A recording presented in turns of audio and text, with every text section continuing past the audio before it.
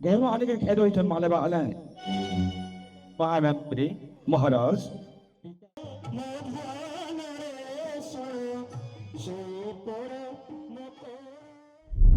मोर ना हूँ किशोर पटेल मुई धनुजात्रार विजेता है।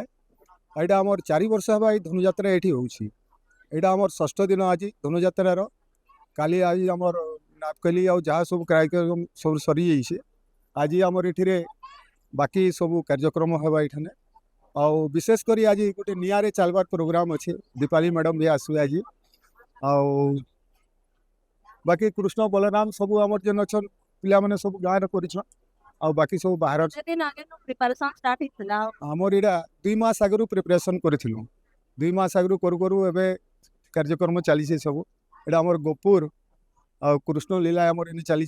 कृष्ण भगवान कर सब माया रूप सब ये चली विशेषकर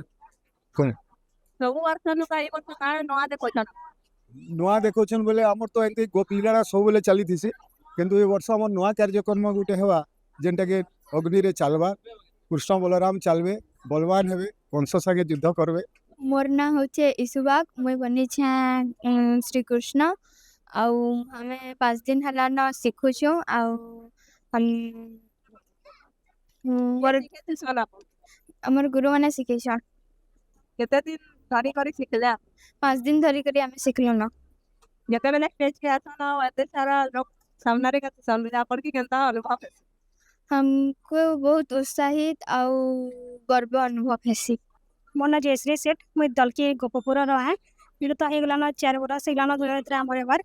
ताइना बहुत बढ़िया लागुछि धनुयात्रा जेंटा होछि आमे कृष्ण बलराम के निजे पेंटिंग करी करी एटा आमे सब करू छु सारा गाना देखे तो समय सब किछि होछि गोपलीला होछि नंद सब होछि सब किछि होछि आ सब प्रोग्राम हो लोग तो कितने भीड़ आओ कितने उत्साह बहुत किछि भीड़ अछन बहुत बढ़िया लागुछि समस्त देखुछन जानूछन कि एंता होछि कला संस्कृति के बढ़ौछन आगदी सेटा बहुत बढ़िया लागुछि। मोर नाटा अरुण दास मुई गोपपुर उपसभापति पद अच्छे आउ आमर कमिटी नाटा है श्री श्री वैष्णो देवी आंचलिक धनुयात्रा कमिटी ए वर्ष बहुत मेहनत करवाली पड़ुचे जेनटा कि सुरुखुरु हेबाटा भी आहरी एखन कॉस्टली यूचे आमर कलाकार मैंने भी बहुत मेहनत करुछन आमको 2 मास 3 मास आगु सबू रेडी करवा लगी पड़ुचे